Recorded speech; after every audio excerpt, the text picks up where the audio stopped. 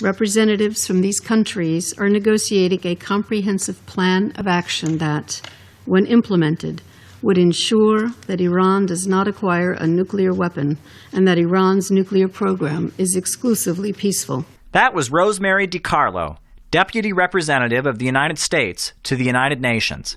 As acting president of the Security Council, she chaired a meeting on Resolution 1737, passed in 2006, which calls for economic sanctions against Iran. The resolution is based on false allegations from Israel and the United States about Iran's nuclear energy program.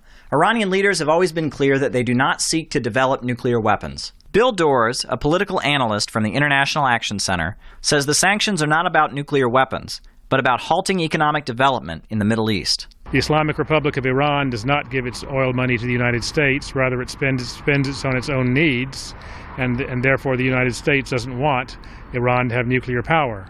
It's in keeping with what the main goal of U.S. policy is all over the world, which is to impoverish the rest of the world, to keep countries from developing, to keep them poor. In her remarks, Deputy Representative DiCarlo accused Iran of supporting terrorists in Gaza. Doris says the real source of extremism in the region is elsewhere. For 50 days this summer, Gaza in Palestine was under attack by a vicious gang of extremists who rained U.S.-made weapons on that densely populated strip of land, killing hundreds of children. These extremists do not call themselves Muslim. They claim to be Jewish. All parties at the meeting were clear that Iran has complied completely with its obligations to the International Atomic Energy Agency.